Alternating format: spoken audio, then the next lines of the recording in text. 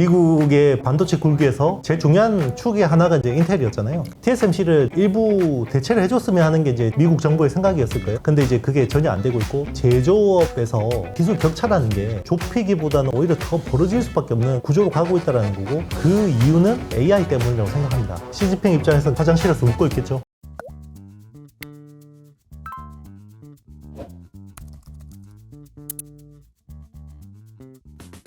안녕하세요, 이효석입니다. 오늘은 월간 아신 시간입니다. 대표님 안녕하세요. 네, 안녕하세요. 네.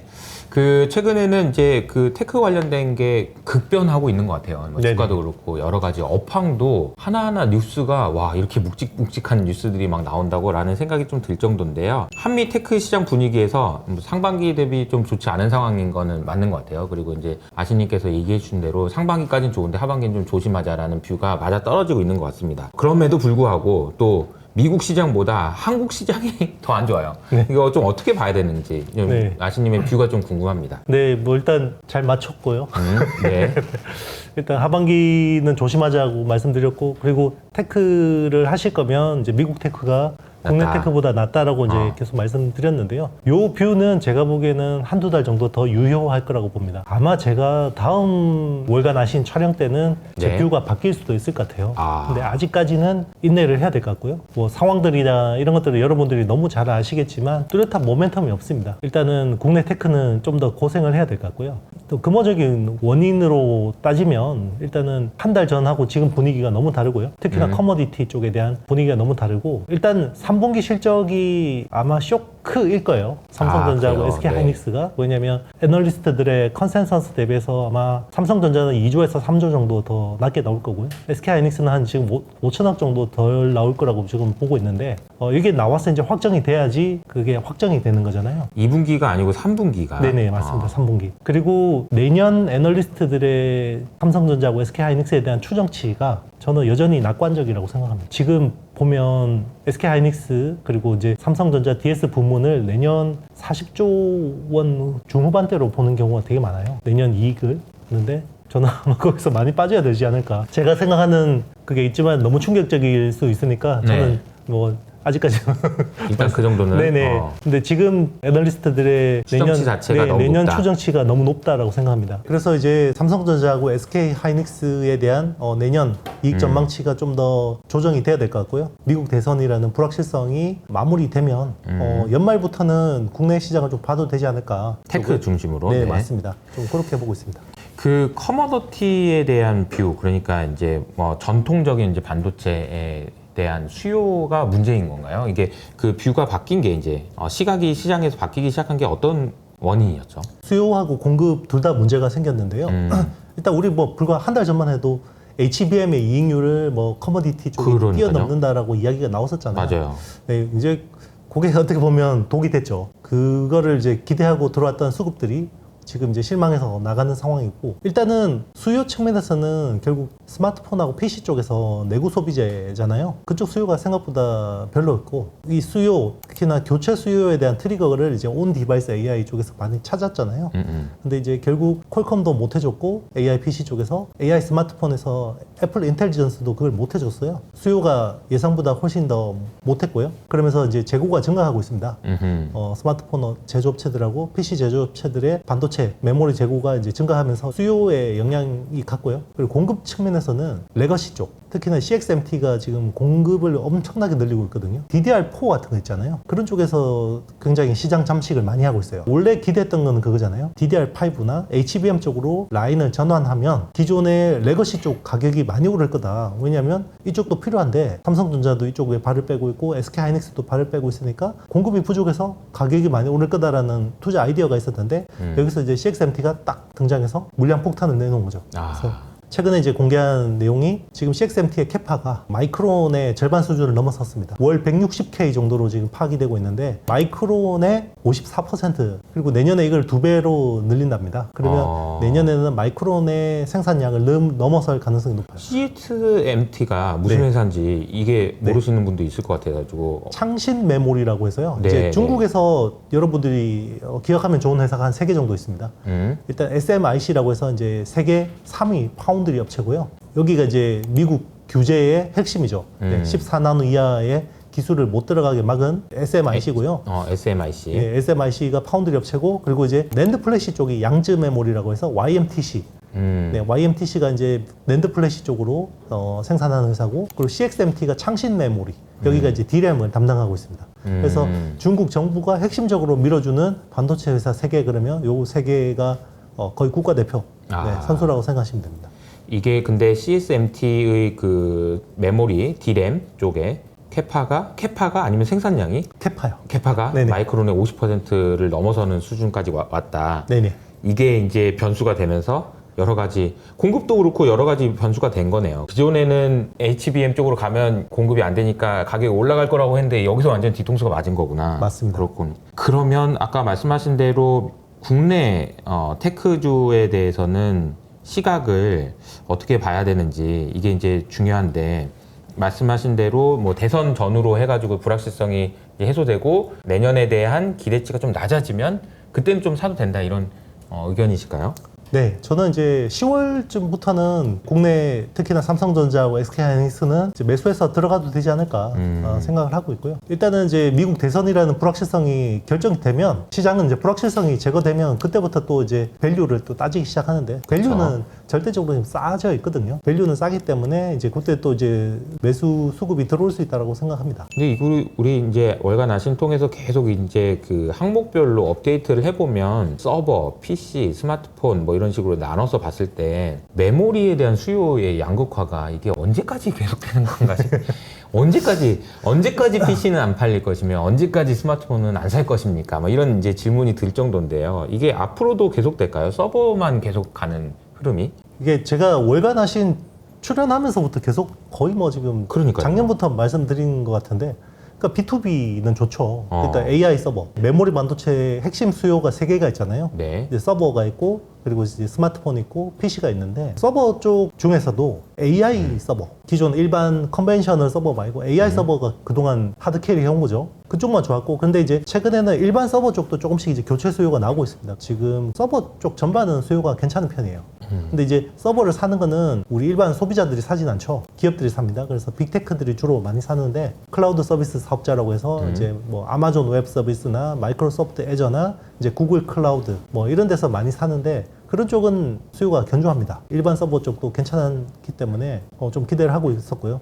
사실 삼성전자의 커머디티 쪽을 3분기에 좋게 봤던 측면이, 중국의 클라우드 서비스 업체들이 있잖아요. 텐센트라든지 바이두라든지 알리바바 같은 업체들이 혹시나 이제 미국의 제재가 더 강화될 가능성을 대비해서 재고를 굉장히 좀 공격적으로 쌓았거든요. 서버 쪽에. 그래서 굉장히 좀 3분기가 좋게 나올 거라고 생각했는데, 내구 소비자 쪽이 무너진 거죠. 스마트폰 쪽하고 PC 쪽이 예상보다 너무 못했고요. 그쪽은 이제 좋아질 거야, 이거를 지금 몇 년째 하고 있는데, 그나마 이제 PC 쪽은 바닥을 찍고 조금씩 올라오긴 하는 것 같습니다. 그런데 뭐 AI PC가 사실 생각보다 힘이 없기 때문에 그쪽도 이제 기대에는 못 미치는 상황이고, 스마트폰은 참혹합니다. 사람들이 바꿔야 될 이유가 별로 없는 것 같아요. 스마트폰은 네. 어쨌든 이번에 아이폰 16도 나왔는데 뭐 굳이 뭐 이런 분위기들이 좀 네네. 아직은 많은 것 같아요. 그래서 아직까지도 계속 그러니까 오래 쓰게 되는 게 이제 더 문제인 것 같고, 코로나 때 한번 바꾼 걸 또 바꾸냐 뭐 이런 게 이제 문제인 것 같고, 경기도 안 좋다는데 이런 것도 좀 영향 받는 것 같고요. 이게 언제까지 버티나 보자 막 이런 분위기인 것 같은데, 어쨌든 서버를 제외하고는 지금 수요가 안 좋아져서 주가를 전망하는 데 있어서 실적 전망할 때 좀 큰 변수로 작용했다라는 얘기를 해주신 것 같고요. 앞서 말씀하셨던 이제 중국 업체에 대한 이야기를 조금만 더 해보면요, 이 업체들이 앞으로도 계속 공격적인 투자를 하게 되면 우리가 좀 더 긴장해야 되는 상황이 될까요? 네, 그럴 것 같습니다. 중국 경제가 엉망이잖아요. 맞아요. 엉망인데도 자기네들 이제 테크 산업 쪽으로는 계속해서 이제 막대한 자금을 쏟아붓고 있고요. 아직까지는 하이엔드 쪽은 못하지만 이제 로우엔드 쪽을 빠른 속도로 잠식하고 있습니다. 그런 쪽으로 계속해서 생산량을 늘리고, 수율이 좋지 않음에도 불구하고 계속해서 물량을 밀어내면서 시장 점유율을 키우고 있고요. 그리고 이제 중국 자국 기업들이 자국 반도체를 사면 20% 정도의 리베이트를 주는 걸로 파악을 하고 있어요. 일단은 채찍과 당근인데, 채찍은 이제 사서 써라고 해서 이제 이렇게 할당을 주고, 그리고 당근은 리베이트를 주는 거죠. 그런 식으로 이제 계속해서 우리 기업들이 차지하고 있는 그런 쪽을 밑에서부터 잠식해 들어오고 있고요. 이게 진짜 무서운 거예요. 네네, 맞습니다. 이게 진짜 무서운 것 같습니다. 제가 이제 오기 전에 이제 아시님하고 얘기할 때 제가 보여드린 그림 있잖아요. 중국의 자동차 회사들이 진짜 미쳤다, 정말. 제가 숫자를 보니까 중국의 자동차 공장에서 이제 한 해 동안에 생산할 수 있는 자동차의 양이 4천만 대라고 하더라고요. 근데 지금 내부에서 소비할 수 있는 게 이제 2,500만 대니까. 근데 그동안은 이제 수입도 했을 거 아니에요. 그러니까 이렇게 저렇게 하면 1,500만 대에서 2,000만 대 가까이가 밖으로 나와야 되는데 그동안에는 이 물량이 없었단 말이에요. 세계 시장에서. 지금 관세 100%란 얘기가 괜히 나오는 얘기가 아닌 것 같고 어떻게든 지금 삐져나올 것 같은 중국의 자동차를 틀어 막아야 되는 유럽이나 미국에서는 그런 입장인 것 같은데 중국에서는 자국 내에서 수요가 안 좋으니까 어떻게든 밖으로 나가야 되는 그러니까 이제 헐값에 이제 막 이제 나올 것 같은 그런 분위기거든요. 근데 이게 반도체 시장에서도 똑같은 것 같아요. 맞습니다. 밑에서부터 되게 무서운 것 같아요. 그러니까 이런 이야기를 이제 국내 이제 그 제조업체들에 계신 분들하고 이야기를 해보면 그분들이 느끼는 그 공포심이라는 게 정말 장난 아닌 것 같아요. 이게 진짜 무섭다. 너무너무 무섭다는 얘기를 하거든요. 근데 이게 지금 반도체에서까지 이런 이야기가 나온다는 거는 좀 심각한 것 같은데요. 그렇죠. 우리가 뭐 올해 상반기에 어떻게 보면 사회적인 이슈가 됐던 게 RTC, 알리바바, 뭐 테무, 뭐 시인인가요? 거기서 저가 공산품을 팔면서 국내 제조 기반이 많이 무너졌잖아요. 이제 그게 유럽 같은 데는 자동차 쪽이 공략이 되는 거고요. 반도체도 지금 이제 그런 식으로 해서 계속해서 공략을 하고 있는 상황이고 이게 1, 2년 된 건 아니에요. 산업 굴기라는 게 2000년대부터 본격화됐거든요. 제가 기억하기로는 가장 강력했던 산업 굴기가 디스플레이 굴기였어요. 8세대 LCD 그때만 해도 이제 그때 한창 이제 중국에 8.5세대 진출하고 막 이럴 때 BOE 같은 회사가 8세대 라인 하나를 까는데 2조 원 정도의 자금이 필요한데 정부가 80%를 대줬거든요. 그러니까 뭐 1조 2천억은 중앙정부가 대주고 한 3천억은 지방정부가 대주고 그리고 뭐 지방 또 국책연구소 이런 데서 또 3천억 대주고 그러면 실제로 BOE가 되는 자금은 4천억 정도밖에 필요 없거든요. 대규모 이런 첨단 산업, 장치 산업 같은 경우는 감가상각이라는 걸 생각하지 않고 투자할 수 없어요. 맞아요. 그래서 이거를 시뮬레이션해서 6개월, 1년 안에 수율을 못 잡으면 회사가 망하는 거거든요. 근데 중국은 그런 거 없죠. 그러니까 수율이 뭐 20%, 10%대도 돌려요. 해외에서 그 대만이나 일본 쪽에서 막 한국 사람들 인력 막 데려와서 몇 배 연봉 주고 데려가고. 계속 돌리다 보면 수율이 올라가거든요. 근데 감가상각이 없잖아요. 삼성 디스플레이나 LG 디스플레이 같은 경쟁사는 감가상각이 있죠. 그러면 패널 한 장당 50인치짜리가 200달러에 팔아야 되는데 중국에서는 80달러에 나오는 거예요. 그러면 시장이 레드오션화 돼버리죠. 그리고 이제 다 밀어내고 나서 가격을 쓰고 올리죠. 중국 가전 하향이라는 것도 사실 그거잖아요. 맞아요. 자국 내수를 기반으로. 그리고 전기차 배터리 쪽도 자국 기업들한테만 보조금 주고 삼성 SDI나 LG 에너지 솔루션 이런 데는 이제 배제하고 그런 식으로 해서 계속해서 차곡차곡 하고 있는 거고 의외로 반도체 같은 경우는 이제 미국이 딱 그 이제 어느 정도 수비를 하니까 여기 이제 속도가 그래도 좀 덜 나는 건데 예상치 않게 지금 자동차 쪽이 자동차 쪽이 전기차는 장난 아니에요, 진짜. 네, 그렇죠. 그래서 지금 뭐 폭스바겐이 사실 폭스바겐은 두 발 다 든 상황인 것 그렇죠. 같아요. 사실 전기차 플랫폼 기술도 중국의 전기차 기술 플랫폼이 갑자기 올라간 것도 폭스바겐 기술 다 털린 거거든요. 그렇죠, 그렇죠. 네, 지금 자동차 전문 기자 후배들한테 들어보면 사실 그냥 폭스바겐이 몸도 주고 마음도 줬다라고 그러니까. 네, 그렇게 이야기를 많이 하고 있고 그러니까 이제 중국 시장을 매력적이라고 해서 이제 깊숙하게 발을 담갔던 국가들은 다 지금 이런 상황이죠. 네.